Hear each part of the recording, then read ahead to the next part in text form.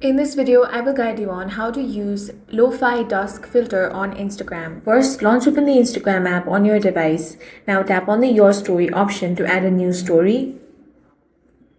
Here you can either take a picture or record a video, or you can simply select one from your gallery. After that, to apply the Lofi Dusk filter, you want to tap on this restyle icon right here.